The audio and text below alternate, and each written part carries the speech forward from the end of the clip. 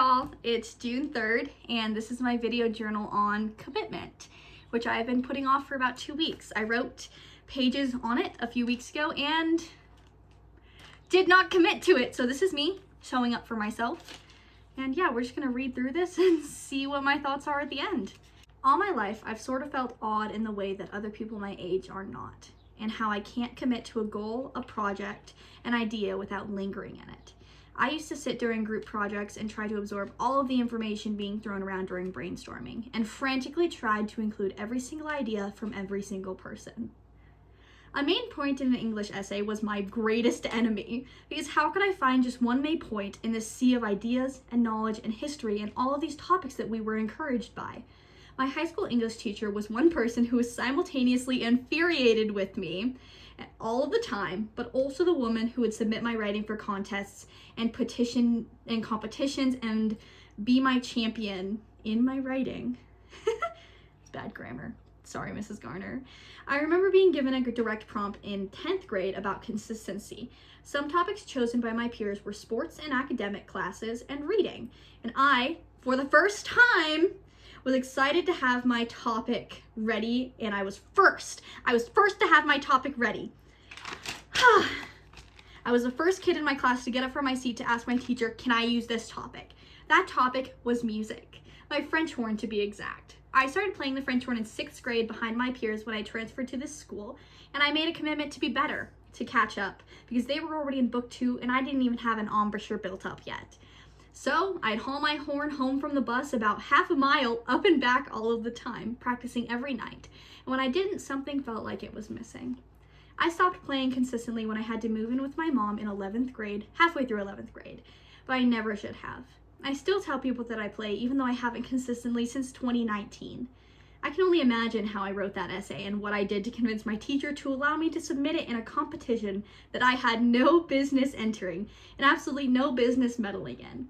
But that is my earliest, most predominant memory of commitment, one that I am still clinging to the embers of, the charcoal in the pit.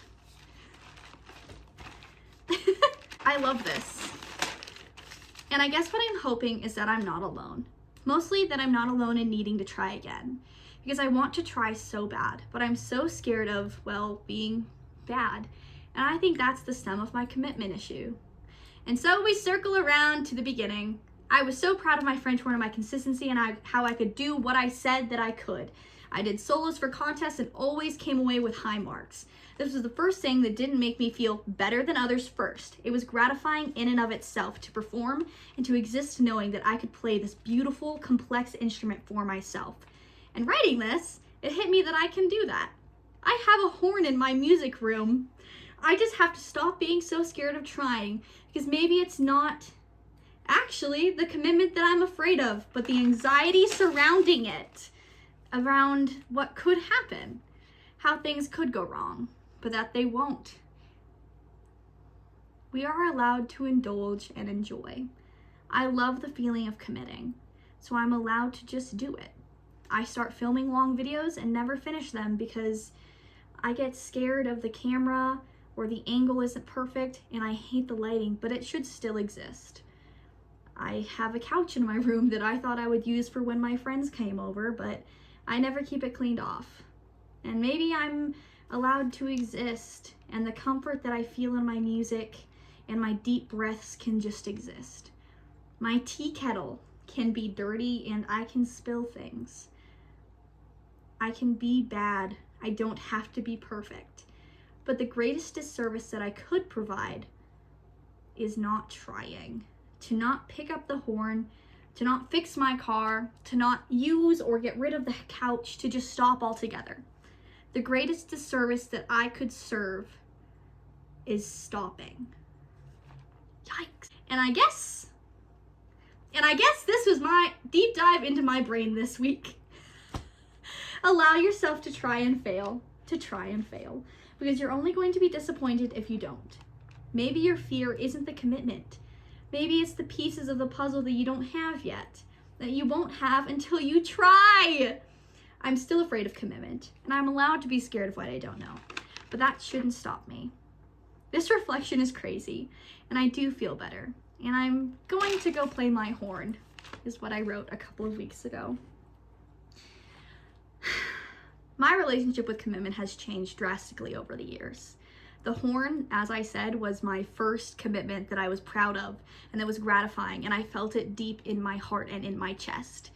And I gave it up because I was scared of not advancing, because I had already far surpassed all of my peers. And it's the burnout that got to me, the not committing in time frames that worked well, because even once a week is better than nothing. And I have this all or nothing mindset that continues to persist into my daily life. But if I can write that, the greatest disservice that I can serve is to not try, then I think I'm allowed to try. I did myself a great disservice by almost deciding not to post this video and not to make this video.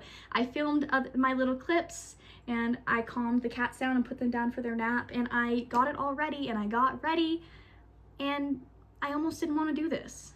But reading this back was so sweet and so heartening, and I hope that you guys can also find that heartening. So this is my video journal, number 1, on commitment. It can be this simple. I've been putting off making YouTube videos. Commitment. I've been putting off making YouTube videos because I was worried I wouldn't make them long enough or good enough or fancy enough, but I'm allowed to just love them. They're allowed to be for me. And this is beyond exciting that I have this filmed. I'm gonna go make myself ramen and edit this video. I'm so excited.